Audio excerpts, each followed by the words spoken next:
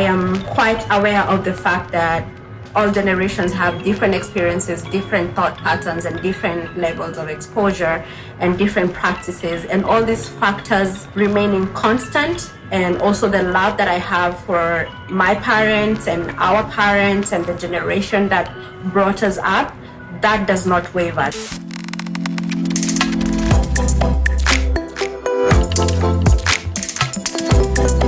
First began this channel, I knew very much that I would be talking about topics that might get a bit sensitive with time. And I promised myself, and I want to promise you guys, that I will keep it to the best of my ability, as candid and honest as possible. And I will be very careful because some topics are going to be quite abrasive, but I will be very careful not to intentionally hurt anybody or to intentionally cause any harm to anybody without compromising the honesty of the stories that I want to share. You guys have shown me so much support, so much love since my first video, and I have just gotten started, and I couldn't be more grateful. You guys are absolutely fantastic, and I love you so much from the bottom of my heart. Your likes, your comments, your questions, your engagement means the world to me, and it absolutely keeps me going. If you're new here, karibu sana, you're most welcome, and I am so happy to have you. And I hope that this video will be impactful enough to make you circle back and hit that subscribe button. I am super excited to host you, and I am looking forward to hearing your thoughts, your comments, and all you have to share. So let's get into the video. Today we will be talking about how dysfunctional the education process and the education system in Kenya is. If you went to boarding school in Kenya, then you can absolutely relate. I got inspiration from a video that Chebet Rono, if you know Rono, she's an absolute creative genius. She's hilarious. I don't know how she does it, but she has this educative, insanely funny. Her sense of humor is just out of this world. She's able to break down extremely heavy topics with a very different, hilarious sense of humor. And she did this video about the trauma flowchart, and she was talking about Kenyan high schools to be particular, and I couldn't relate more. She didn't lie. So I would like to talk more about that today. So just to share a bit of background, I grew up in a tiny village in Meru. It's called Maua, so I am absolutely Meru. Wedra uwe mo Meru, karibu sana. Kwenda kwa Riamantu, Yaoma, Orankomba.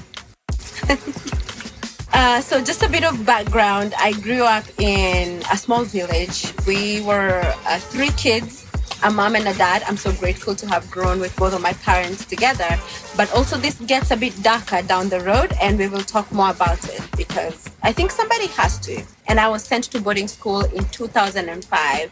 I was about 10 years old at that time, and to be quite frank, I really wanted to go because the situation back home for me was quite dysfunctional and quite toxic, and anywhere I would be away from that was a good idea, or at least that's what I thought at that time. But in hindsight, all these things and all these factors merge and marry together in so many different aspects of my life, and of course they shaped so many factors of my life, some for the good, some for the worst, meaning that instilled some wounds that, need healing. And we will get deeper into that as we continue to chat on this channel. So let me put some brakes on that one. So I was sent to school in class 5. I think that was a pretty early age, but that's the practice. I think even right now, especially for middle class people, boarding school is considered some sort of luxury. I remember back in St. Paul in Maua, where I went to primary school, there were 2 siblings, and one of the girls was she was in nursery school, I think, pointy kid. She was a mixed child, mzungu, because the parents were white and the mom was Meru. And there were 2 sisters. One was about 3 years old, and the other one was maybe like a class behind me. So maybe she was 9 years old, and they were in boarding school. And this child was completely tiny. She was a baby. Her speech was not even good at this point, but she was sent to boarding school. In my opinion, that's extremely devastating. She was peeing her bed. She was just a miserable baby because she wants to nap. She wants to play. She's cranky, but then she's confined into this tiny prison. Oh, that was not it. At that time, we didn't know how to help because we were also children. But that, in hindsight, I think that was just a terrible position to put such a young child. Us, of course, but for that young baby, that was a completely not very well thought out plan on the parents' part. And I think this is the perfect point to put the disclaimer that I have no children yet. However, I think that the first, maybe zero, not even I think, this is just pure research, this is science. The first 0 to 4 years of a child's development are completely essential, and even more so the first 0 to 7 years of a child's development are completely essential, and parents play such a big role in this part. And I think that even as an outside parent, or even just as a person who doesn't have any kids, I would say that, and who hopes to have kids in future, I would say that this are the kind of years that I wouldn't want to miss if I had the option not to miss them. And I think being separate for a child to be separated from that parental love and care and guidance at that early age is completely detrimental to their well-being. I, for one, feel this way. But my situation was very different. It's like I had to choose between... It wasn't a choice. Who am I kidding? It wasn't a choice, but it felt... If I was to choose between spending my time back at home or going to boarding school, it's a completely tough space that I was in. And out of these two options, maybe I'm being a bit of a spoiled person, but I think that I would have been better without any of these two options.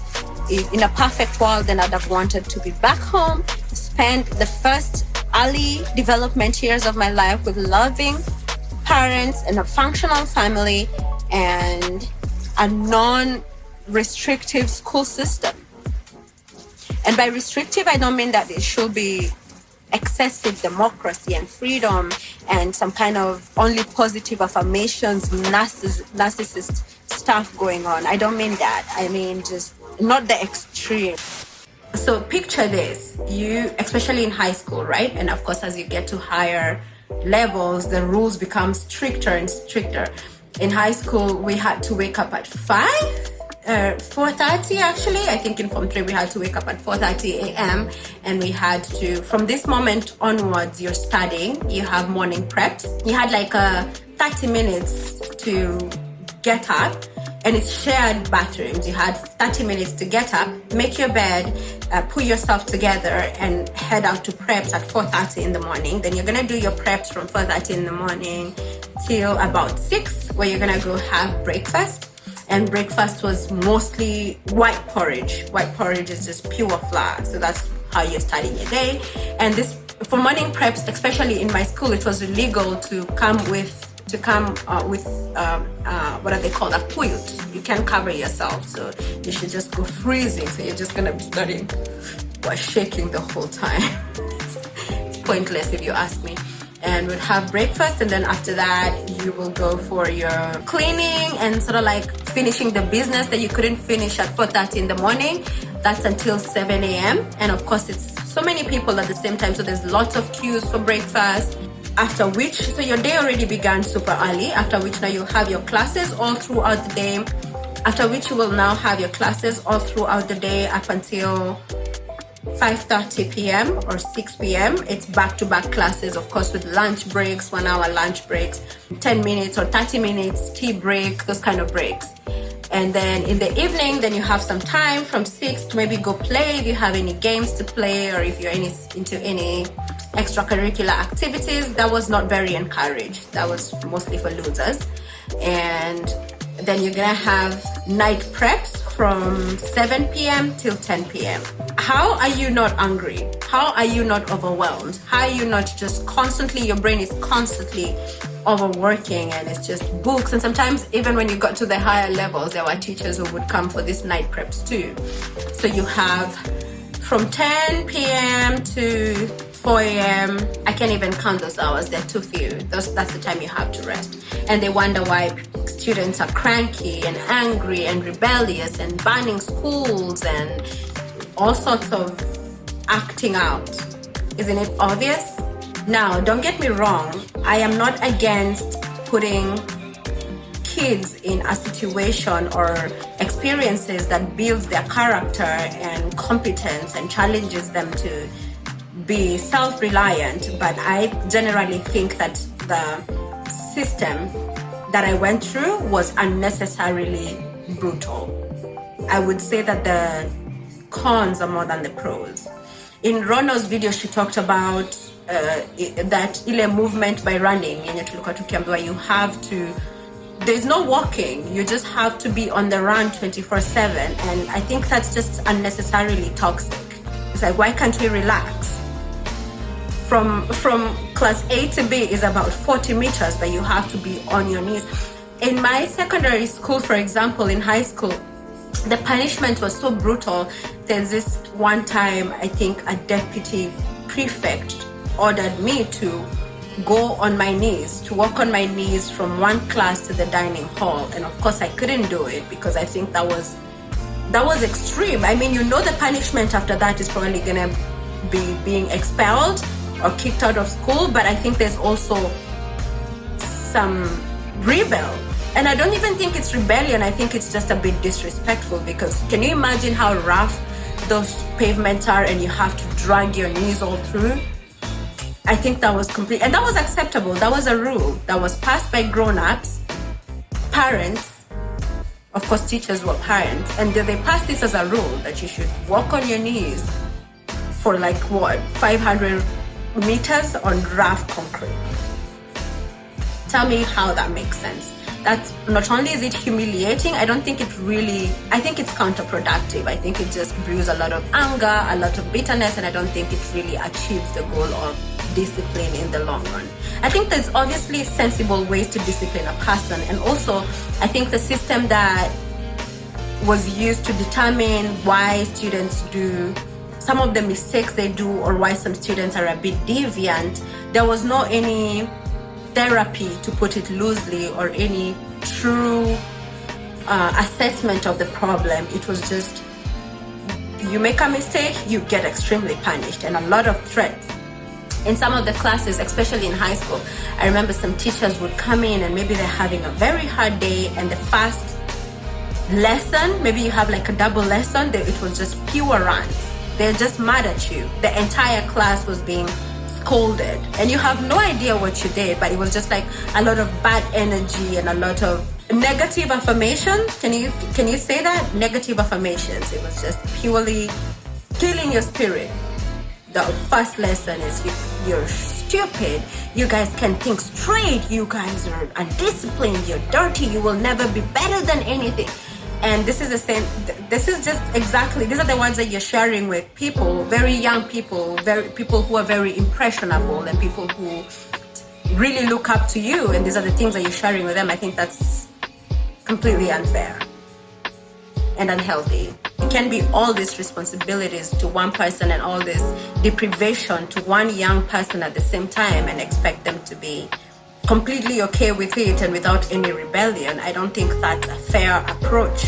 I think you have to slowly instill different kinds of responsibilities at different gradual stages of a child's development. If you instantly cut off all kind of communication, cut off all kind of emotional support or emotional availability all at once, there's definitely gonna be some rebellion, hence the reason why there's constantly schools being banned. And even the freedom of expression, there's nothing like that. That does not exist.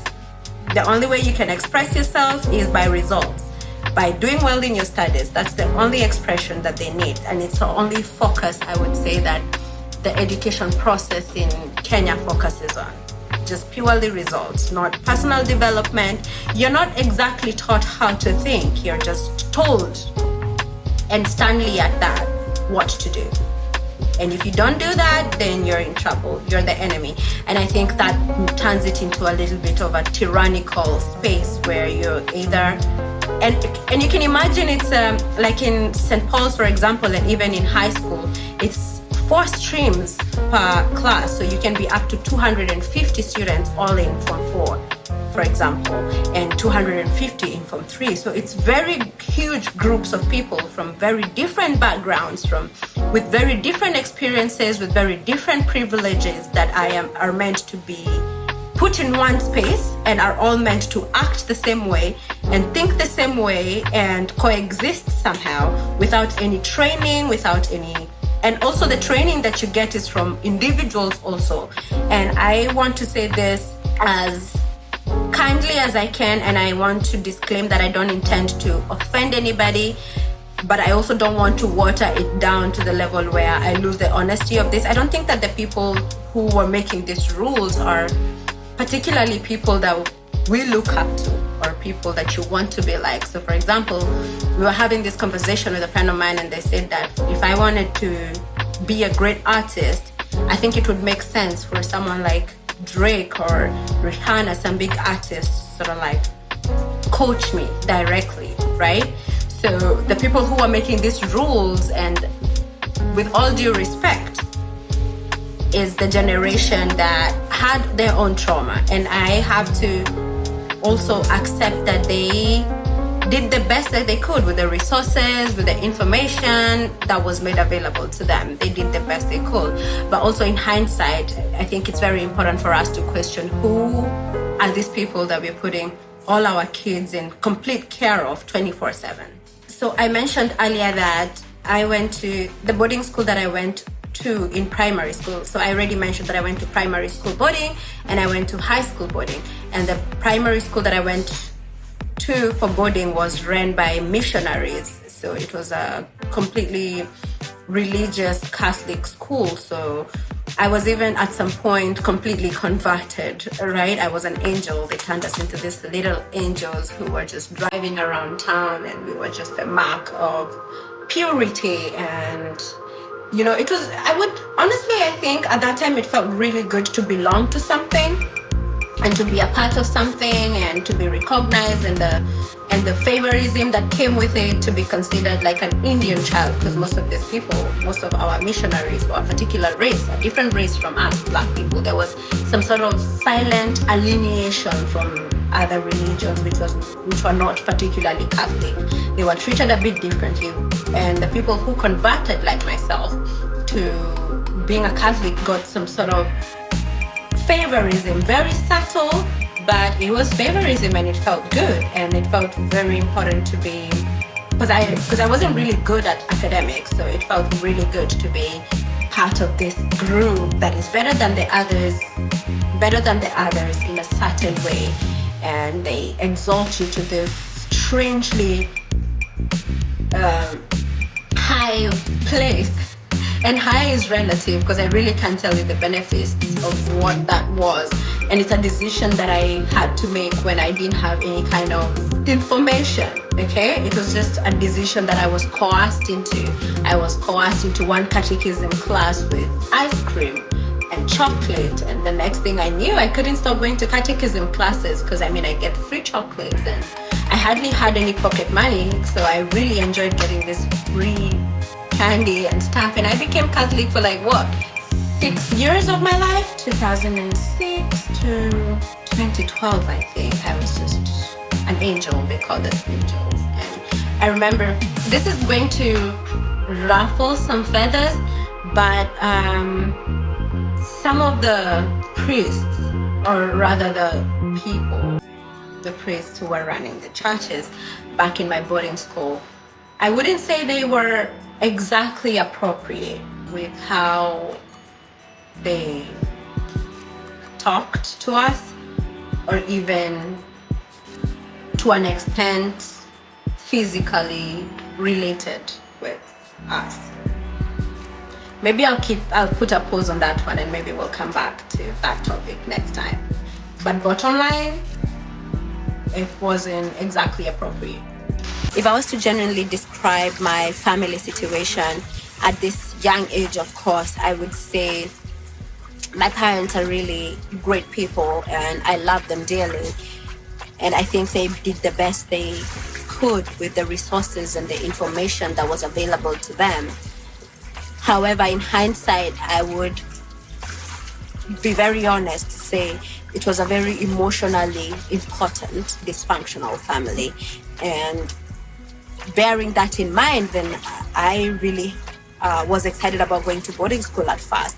But also getting to boarding school, I realized this was some extreme form of torture too. And of course, learning for me became a bit difficult, I would say. I went to a Catholic boarding school when I was 5. It was run by missionaries. But I went to the boarding school that I attended. My sisters also had attended this boarding school beforehand. So it was some sort of like a pace setting, and they really were very academically smart. They were so good at what they did in school. They were more academically endowed than I was. I don't think this bothers me much. Maybe it played some different roles that maybe we might get into and that might add up later as we discuss different topics. But I wouldn't say it bothered me a bit, apart from where my parents did a lot of comparisons between how different we were and how different our talents were and our capabilities were. And math, for example, was not my forte, but my sister was great at math. What the I am not perfect, and I already disclaimed earlier that I have no kids whatsoever, and maybe my experience and my knowledge is limited. I also would like to say that I am quite aware of the fact that all generations have different experiences, different thought patterns, and different levels of exposure and different practices, and all these factors remaining constant, and also the love that I have for my parents and our parents and the generation that brought us up, that does not waver. That love remains constant. But I think it would be foolish not to question these systems that have been put in place for quite a long time, and to ask ourselves if they really are functional in the long run. If you attended any school, and especially boarding schools, and in Kenya, I would love to hear what your experience was like and what your perspective on what the current system is like, and if it has gotten any better. Obviously, what I shared is just my opinion, and it may be extremely biased because I'm just seeing it from my own eyes. I would love to hear what your thoughts are. Please do hit the like, comment, and subscribe button, and I will see you on the next one. Guys, thank you so much for your time today. I truly appreciate your love and support, and I will see you on the next one. I love you and good luck.